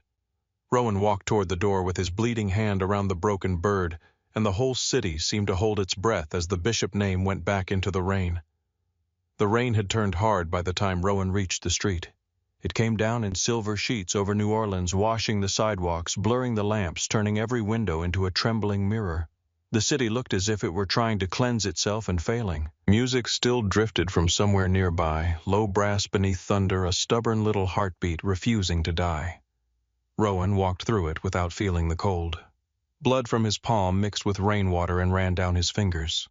The broken wooden bird was still in his fist, one wing in his hand, one wing in his coat pocket. A child's promise split in two. Ty followed a step behind, phone pressed to his ear, moving men into place. "No sirens," Rowan said. Ty covered the receiver. "Police, not yet. Cyrus took her in front of us, and he wants me to answer like he taught me." Ty looked at him through the rain. Rowan did not slow. Behind them, men hurried from black cars, quiet, and armed, their faces pale under the streetlights. These were Bishop men. Some had followed Augustus, some had followed Cyrus. Most followed power because power fed their children and kept enemies away from their doors. Tonight, Rowan did not know which of them would stay loyal when the truth started breathing. Ty opened the rear door of the Cadillac. Rowan stopped before getting in. Across the street, the neon sign of the jazz club flickered. The broken trumpet glowed blue, then went dark, then glowed again. For 1 second, the light caught Rowan's reflection in the wet glass of the car window. He saw Cyrus's creation. Black suit, blood on the hand, eyes emptied by purpose. A man built to enter rooms and leave fewer people standing. Then he saw something else. A little boy under a magnolia tree holding out an ugly wooden bird to a girl who had asked for one that came back. Rowan opened his bleeding hand. The broken bird lay there small and absurd against his palm. Ty waited. Boss Rowan closed his hand again, but not as tightly. "Call Marlowe Quinn." Ty's brows moved slightly. "You trust him?" "No, I trust who he loved." Marlowe Quinn had been one of Augustus Bishop's oldest captains. 70 years old, broad as a church door, with a limp from a bullet taken before Rowan was born. He had never liked Cyrus. He had never said it out loud either, which made him either smart or afraid. Maybe both. Ty made the call. Rowan got into the car. The city slid past them, wet and feverish. French Quarter balconies vanished behind the rain. Warehouses replaced restaurants. Tourists disappeared. The closer they came to the river, the older New Orleans felt less music, more iron, less perfume, more mud. Rowan stared ahead. Ty finished the call and turned slightly from the front seat. "Marlowe is coming. He says if this is about Augustus, he wants to hear it from your mouth." "He will. And if Cyrus already bought the room," Rowan looked at the rain on the glass, "then I walk into a funeral." Ty did not like that. Rowan's voice was quiet. "That depends on who still believes in ghosts." The Magnolia Sugar Refinery sat near the river, abandoned and hulking under the storm. Its brick walls were black with age, its windows broken, its roof sagging in places like a tired animal. Old metal pipes ran along the outside. Vines climbed the lower walls. The sign above the main gate had faded until only a few letters remained.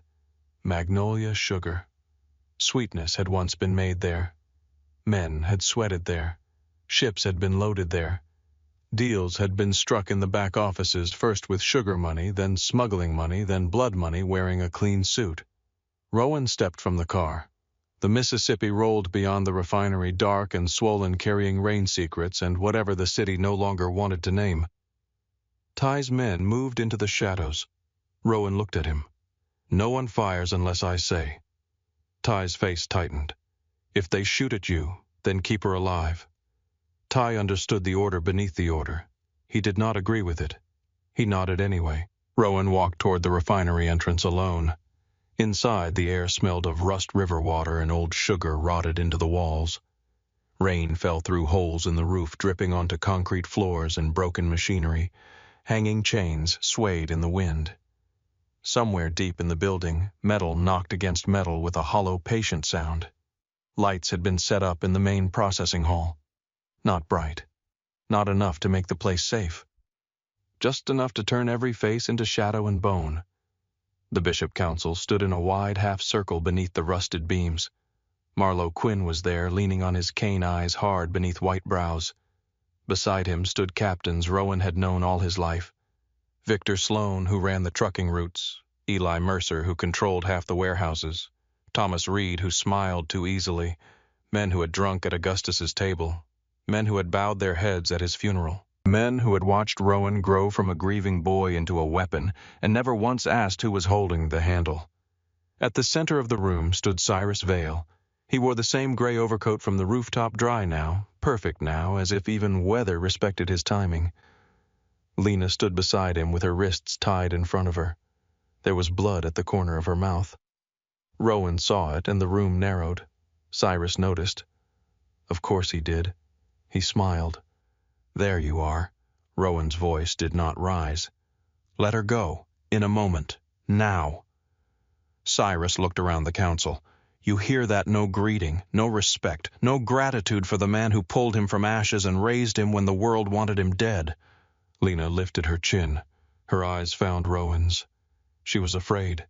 He could see it in the way she held her shoulders, in the careful breaths she took through her nose, in the stiffness around her mouth where Cyrus had struck her. But she was standing. She was still standing. Rowan looked at her first, not Cyrus. Are you hurt? Lena swallowed. I'm angry. Despite the blood, despite the guns, despite the old monster smiling beside her, she sounded like herself. Something in Rowan steadied. Good. Cyrus clapped once softly. Touching, truly. The lost boy and the stubborn nurse. New Orleans loves a romance, especially one doomed by good sense. Marlowe Quinn's cane struck the floor. Enough theater, Cyrus. Why are we here? Cyrus turned toward him with practiced patience. We are here because Rowan has allowed grief to rot into suspicion. Bellini's people have planted lies, and Miss Harper here has carried them into his bed and his judgment. Lena's eyes flashed. Rowan did not move. Cyrus' continued voice smooth enough to pour over glass. She is desperate. A disgraced nurse with debt and a dead mother's fantasies. She has a Cheka story and the kind of face that makes men forget what they owe their blood. Thomas Reed chuckled under his breath. Marlowe did not. Rowan looked at the men one by one. Ask him what was in room 4B. Cyrus gave a sad smile. You see fragments, numbers, ghost stories. Ask him, Rowan repeated. Marlowe's eyes shifted to Cyrus. What was in room 4B? Cyrus spread his hands. I have no idea. Lena laughed softly. It was not amusement. It was disgust. Cyrus turned his head toward her. Careful. She looked right at him. My mother spent 20 years being careful. I'm done.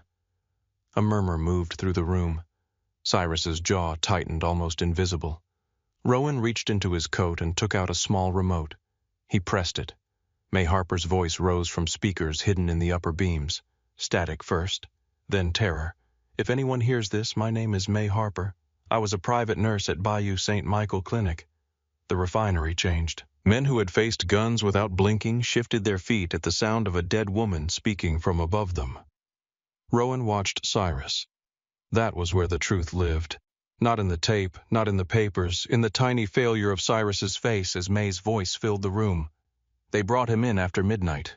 No chart, no real name. Marlowe's fingers tightened on his cane. Victor Sloan looked down. Eli Mercer glanced toward Cyrus, then away. May's voice trembled. He woke before dawn. He said his name was Augustus Bishop. The room erupted in whispers. Marlowe stepped forward. What is this? Rowan kept his eyes on Cyrus. The truth. May's recording continued. He asked for his son, over and over, Rowan. He said the boy needed to be taken away before Cyrus made him hard. Cyrus's face remained calm. Too calm. Rowan felt every word strike the child inside him, but he did not let that child take the gun. Not yet.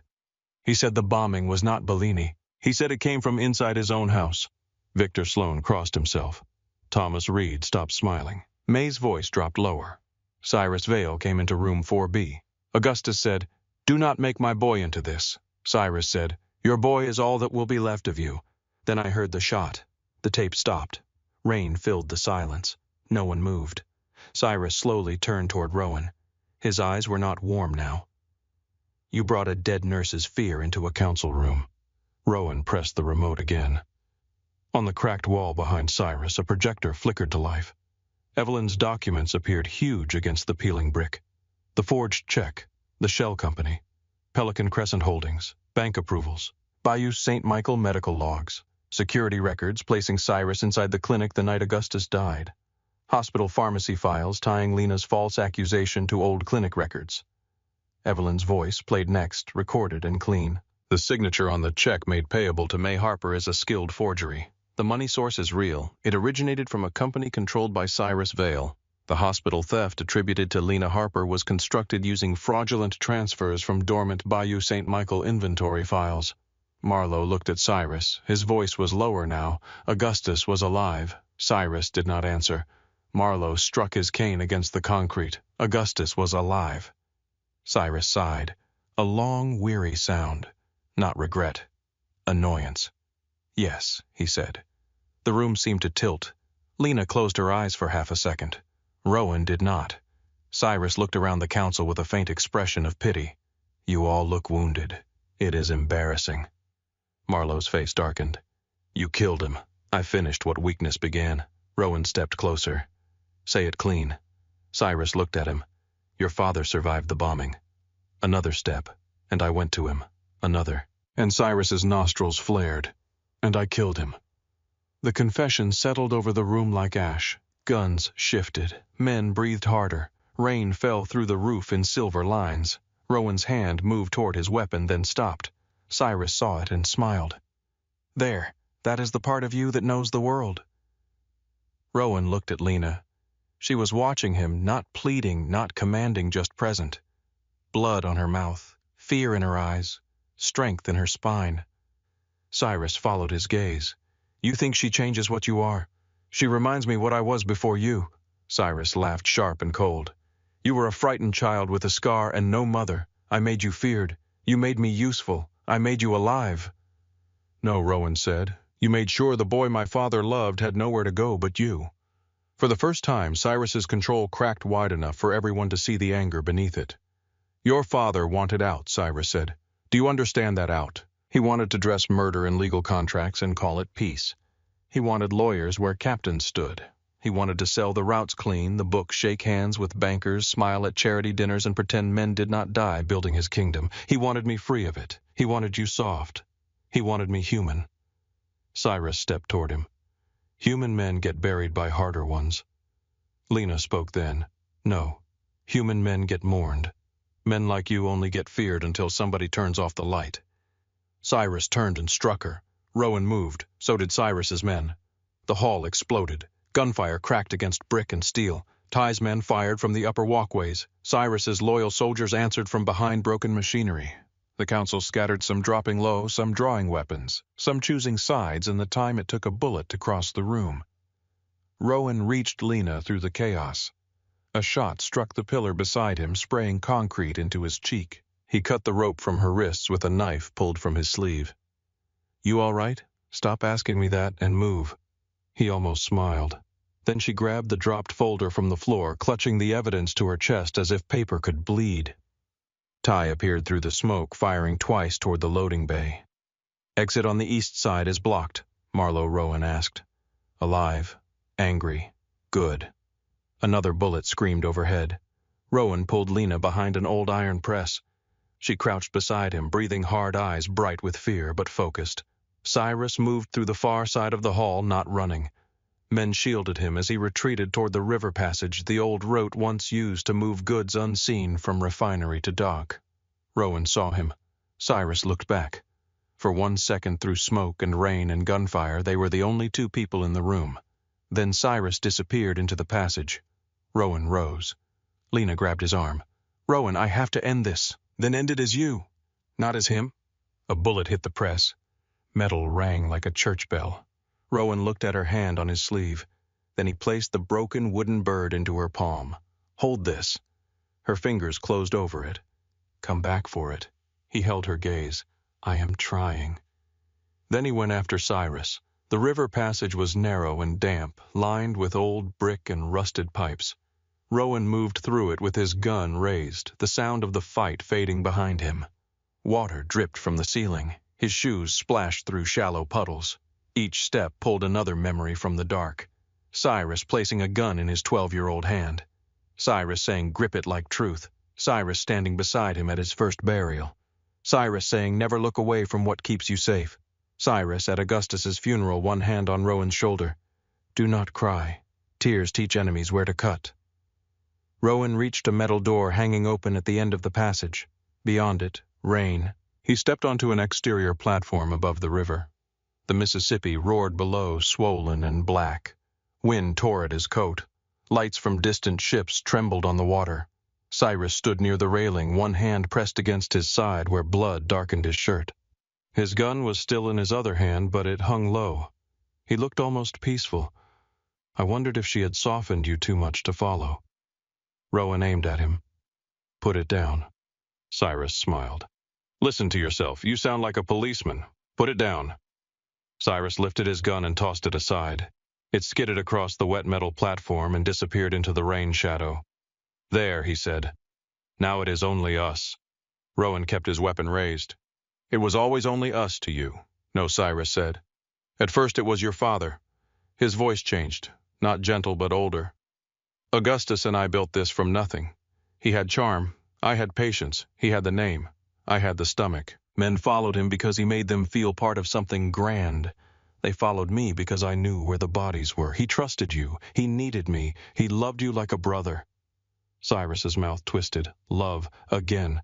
Such a beautiful word for weakness with perfume on. Rowan stepped closer. You killed him because he wanted to leave. I killed him because he forgot what men like us are. He thought money could be washed. He thought blood could dry clean. He thought he could take the bishop name out of the dark and still keep the men who lived there loyal. He wanted to give me a choice. Cyrus's eyes sharpened. And look what you did with choice. You came here with recordings and documents. You let a waitress stand in a council room. You let captains judge the man who raised you. You lowered your gun when anger should have done the work. Rowan's finger tightened. Cyrus saw it. There was satisfaction in his face. Yes, he whispered. There he is. Rain ran down Rowan's face into the cut on his cheek over his mouth. Cyrus took one step toward him. Do it. For Augustus, for the boy, for all the years I gave you a lie sharp enough to survive. Pull the trigger and prove there is still something in you worth fearing. Rowan saw his father in the hospital bed. Not the portrait. Not the legend. The man beneath bandages asking for his son. Do not make my boy into this. His hand trembled once. Cyrus smiled wider. You think mercy will free you. Mercy is just another chain. Leave me breathing and I will rot in every room you enter. Every captain who doubts you will remember you could not finish me. Every enemy will smell hesitation. Rowan's voice was barely audible under the rain. Maybe. Cyrus blinked. Rowan lowered the gun. The change in Cyrus was immediate. Rage flashed across his face. Real rage, ugly and afraid. Do not insult me. You do not get to choose the shape of my revenge. I made you. Rowan looked at him with a calm that did not belong to Cyrus. No, you interrupted me. Footsteps sounded behind Rowan. Ty appeared, first weapon raised. Then Marlowe breathing hard, cane in one hand, pistol in the other. Behind them came 3 captains and Lena soaked from rain, one hand holding the broken wooden bird, the other clutching the evidence folder against her coat. Cyrus looked at her. His face turned poisonous. You should have stayed a waitress. Lena stepped beside Rowan, not behind him. My mother should have lived without fear. We are both disappointed. Marlowe moved forward until he stood before Cyrus. The old captain's eyes were wet, whether from rain or grief no one could tell. Augustus asked me once to look after the boy if anything happened to him, Marlowe said. Cyrus told me the Bellinis took him, told all of us. I spent 20 years with that lie in my mouth. Cyrus sneered. You spent 20 years paid. Marlowe hit him with the cane. Cyrus dropped to one knee, gasping. Marlowe raised the pistol. Rowan caught his wrist. No. Marlowe stared at him. He killed your father. I know. He made war out of your grief. I know. Then why is he breathing? Rowan looked at Cyrus kneeling in the rain, no longer elegant, no longer untouchable. Because he wants blood to be the last word. Lena's hand found Rowan's. The broken bird pressed between their palms. Ty lowered his weapon slightly. Marlowe breathed hard. Then slowly he lowered the gun. Cyrus laughed from his knees. It was a broken sound. "You think law will hold me?" Rowan crouched in front of him. "No. Evidence will. Men you paid will talk. Files you forgot existed are already beyond this room. Judges, reporters, federal offices. You taught me redundancy." Cyrus's eyes narrowed. Rowan leaned closer. "You taught me many things." Ty stepped forward and pulled Cyrus's arms behind his back. For the first time, Cyrus struggled. Not when Rowan had aimed a gun at him. Not when May's tape had played. Now, when he realized he would live long enough to lose the story. "You cannot do this," Cyrus snapped. Rowan stood. "I already did." The fight inside the refinery had died down by the time they brought Cyrus back through the main hall. Smoke hung near the rafters. Water dripped steadily through the broken roof. 2 of Cyrus's men lay dead. Several others were wounded and disarmed. Rowan's men had taken hits too. The floor was littered with shell casings, broken glass, and the old dust of a place that had watched violence dress itself as business for generations. The council stood in scattered groups. No one spoke when Cyrus entered, bound and bleeding. Rowan walked him to the center of the room. Then he faced the captains. His voice carried through the hall. "Cyrus Vale murdered Augustus Bishop. He forged my father's name, paid May Harper for silence, framed Lena Harper to recover evidence, and used Bellini as a false enemy to keep this family at war." Thomas Reed looked nervous. "And what happens now?" Rowan turned to him. "You decide who you are without him whispering in your ear." Victor Sloane stepped forward. "And you?" Rowan looked around the room. At the men who had served his father. At the men who had feared Cyrus. At the men who had profited from every lie. "I am done letting dead men and liars tell me what the Bishop name means." A murmur moved through them. Rowan continued. "The violent route's close. The protection rackets end. The drug lines are finished. The legitimate shipping companies stay open under audited management. Anyone who wants blood can leave tonight and become someone else's problem." Tomas laughed, nervous and sharp. "You think you can just clean a house built on rot?" "No," Rowan said. "I think rot spreads when no one cuts." Thomas's hand moved. Ty saw it first. So did Lena. She shouted Rowan's name. Thomas drew a gun, but Marlowe fired before he could aim. Thomas fell hard onto the concrete. The room erupted for half a second, then froze. Marlowe lowered his smoking pistol face, grim. "He chose the old man," said. Rowan looked at the body, then at the men. "That is the last man who dies for Cyrus tonight." No one challenged him. Not because they all believed in redemption. Not because fear had vanished. Because the old order had finally shown its throat, and every man in that room understood that New Orleans had shifted under their feet. Sirens wailed in the distance. Ty looked at Rowan. "You called them?" Rowan shook his head. "Evelyn." Lena almost smiled despite everything. "She really does hate loose ends." Rowan looked at Cyrus. Cyrus had gone very still. For a man who spent his life shaping shadows, the sound of approaching law seemed almost obscene. "You are giving me to them," Cyrus said. "Yes. You will go down with me, maybe." Cyrus smiled weakly. "You would risk prison for her." Rowan looked at Lena. She looked back, soaked, bruised, furious, alive. "No," he said. "For him." His eyes moved to the projected image of Augustus Bishop's medical file still flickering on the wall. Then he looked at Cyrus again. "And for the boy you buried before he was dead." The sirens grew louder. Weeks did not pass cleanly after that night.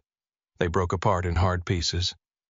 Cyrus Vale was taken from the refinery alive, which angered more men than Rowan expected and relieved fewer than he hoped. The first stories called it a federal organized crime breakthrough. The second stories called it a Bishop family civil collapse. The third stories asked why a disgraced nurse had been named in sealed evidence connected to a 20-year-old murder. By the fifth day, everyone in New Orleans had a version of the truth. Most were wrong. Enough were close. Evelyn's files reached places Cyrus could not touch quickly enough. A retired judge confirmed receipt.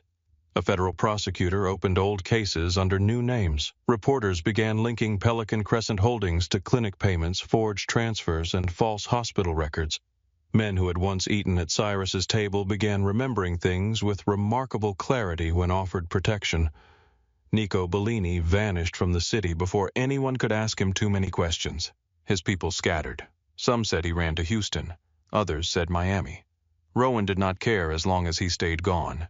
The Bishop organization cracked. Some captains accepted Rowan's terms because they were tired or practical or smart enough to know the old ways had become evidence. Others resisted. Warehouses burned. Accounts froze. Men disappeared into other crews. One trucking office was shot up at dawn and repaired by noon. 2 loyalists tried to restart a protection line in Algiers and were handed over with ledgers tied neatly in a rubber band. Rowan did not become clean in a week. Clean was not a door a man like him could simply walk through. But he began closing rooms. He sold properties that had once hidden weapons. He turned over books that made lawyers sweat through their collars. He moved legitimate shipping assets into a public trust under outside audit. He paid families quietly, not with speeches, not with cameras, but with checks that carried no bishop crest and no demand for forgiveness. Some nights he still woke with his hand reaching for a gun. Some mornings he sat in his office at the port and heard Cyrus's voice in his head, patient and poisonous. Mercy is just another chain. On those mornings, Rowan opened a drawer and looked at the repaired wooden bird. Not fully repaired. The crack still showed along one wing. He preferred it that way. Lena did not stay at the safe house, Rowan asked once. She said no, not cruelly, firmly. I spent too long living inside fear, she told him. I am not moving into yours. So she stayed with an old nursing friend in a small house near City Park while her apartment was repaired, and while St. Agnes Medical Center pretended its board review process had always been fair. The hospital hearing took place 3 weeks after the refinery. Lena arrived wearing a navy dress she had borrowed and shoes that pinched her toes. Her palms sweated all the way up the elevator. She hated that. She had faced Cyrus Vale in an abandoned refinery, but a hospital conference room still made her feel like the floor could vanish beneath her. The board sat behind a long table. Doctors, administrators, legal counsel, people who had once avoided her eyes in hallways now looked at folders instead. Rowan waited outside the building. She had asked him not to come in. He had listened. That meant more than roses would have. Inside, Evelyn presented the records. Pharmacy logs, access codes, fake transfers. Cyrus's shell company tied to hospital system breaches. The dead doctor's credentials used after his death. Lena's badge duplicated from an administrative terminal she had never accessed. The head of the board, a thin man with silver glasses, cleared his throat. Ms. Harper, in light of the evidence presented, St. Agnes Medical Center formally rescinds your suspension and removes all allegations of medication theft from your professional file. Lena sat very still. He continued, We also extend our regret for the distress caused. Regret. Such a small word for losing her career, her income, her name, her sleep. Lena looked at him. Regret is what you feel when you miss a dinner reservation. The man blinked. No one spoke. She stood, her voice steady. I held children while they died in your hospital. I worked doubles when you were short-staffed. I skipped meals to cover patients whose parents were afraid to ask questions. And when someone needed a place to put a lie, you let it be me because I was easier to doubt than your system. The legal counsel shifted uncomfortably. Lena picked up her bag. You can send the reinstatement letter to my attorney. She walked out before her knees could give. The elevator took too long. The lobby felt too bright. By the time she stepped outside, her breath had started shaking. Rowan stood across the street beside an old blue pickup truck. Not the Cadillac, not a driver. Just Rowan in a white shirt with the sleeves rolled, leaning against a truck that looked like it had survived 2 hurricanes and a bad divorce. Lena crossed to him. He straightened. Nurse Harper. She pointed at him. Do not make it weird. Too late. Her laugh came out with a sob under it. He saw the tears and did not rush her. That was new too. He waited. Lena covered her face with one hand. They cleared me? Rowan's voice softened. Of course they did. She looked at him through tears. Do not say it like it was easy. It was not. No, it was not. He nodded. She stepped into him then, not gently, not carefully. He wrapped his arms around her and held on, not like a man protecting property, like a man who had finally learned that holding someone was not the same as keeping them. Traffic moved behind them. Someone honked. A woman on the sidewalk glanced over and smiled without knowing why. Lena's voice was muffled against his shirt. "I told them regret was for dinner reservations." Rowan looked down at her. "You said that to the board, yes. I wish I had been inside. That is why you were not." He laughed, and for a second the sound was almost young. 6 months later, the first morning at the May Harper Free Clinic began with a broken coffee machine, a leaking sink, and a line of patients that reached the front door before 9. Lena stood in the lobby with a clipboard under one arm and a pencil behind her ear, watching chaos bloom exactly where she had wanted it. The building had once been a small legal office near Tremy Brick, faced sunlit and neglected long enough to be affordable before Rowan quietly overpaid for it through a community health trust. Lena had refused to let his name go anywhere near the sign. He had not argued. The sign above the door read, "The May Harper Free Clinic," in clean blue letters. Inside, the walls were freshly painted. The exam rooms were small but bright. The waiting room chairs did not match because half had been donated and the other half had been rescued from storage, but they were sturdy. A mural of magnolia branches stretched along one wall, painted by children from the neighborhood. On a shelf in Lena's office sat the wooden bird. Rowan had repaired it himself, badly. One wing sat a little uneven. Glue showed along the seam. The head still looked more like a potato than a sparrow. Lena loved it fiercely. At 10:30, the coffee machine made a sound like it was dying with resentment. Lena glared at it. "Do not start with me. I have survived worse men than you." A little boy waiting with his grandmother laughed. The front door opened. Rowan walked in carrying 2 coffees from the cafe down the block. He paused just inside, taking in the lobby. A mother filling out forms, a teenager with a bruised wrist, an old man asleep beneath a poster about blood pressure, nurses moving from room to room, life in need of care, pain without a price at the door. For a moment he did not move. Lena saw him from the desk. "You're blocking traffic." He stepped aside as a woman with a stroller came in behind him. "Sorry, ma'am." The woman looked him up and down, decided he was either dangerous or handsome or both, and kept moving. Rowan brought Lena the coffee. She took it. "You are late." "I was across town, doing legal things mostly." She narrowed her eyes. "Rowan." He held up one hand. Paperwork, lawyers, one accountant who cried. "Was the accountant crying because of you? He said it was allergies. Was it no?" She shook her head, but her mouth curved. He looked past her toward the hallway. "Busy. Free healthcare tends to attract people who need healthcare. I can fix the sink. You say that with dangerous confidence. I have fixed worse. You have broken worse. That too." A nurse called Lena from exam room 2. "Give me 5 minutes," Lena said. Rowan nodded. She started to walk away, then turned back. "Do not scare the patients. I never scare patients. Rowan, I will stand near the wall and look charitable. You look like a handsome threat." His eyebrows lifted. Handsome threat. She walked away before he could answer. Rowan stood in the lobby with his coffee, feeling awkward in a way no council room had ever made him feel. A little girl in a yellow sweater stared at the scar above his eyebrow. He looked down at her. She pointed. "You got hurt?" "Yes." "Did you cry?" He thought about lying. Then he thought of Cyrus. "Yes," he said. The girl considered that. "My brother says boys don't cry. Your brother is wrong." She nodded, satisfied, and returned to her coloring book. Rowan stood very still. Across the room, Lena had heard him. Their eyes met. Something quiet passed between them. Later, near closing, the clinic finally emptied. The sun had softened over New Orleans, turning the windows gold. Lena leaned against the front desk, shoes kicked off, hair falling loose from its clip. Rowan emerged from the back room with his sleeves rolled higher and water on his forearms. "The sink is fixed. For now." "For now. Honest answer. I like it." He came to stand beside her. They looked at the clinic together.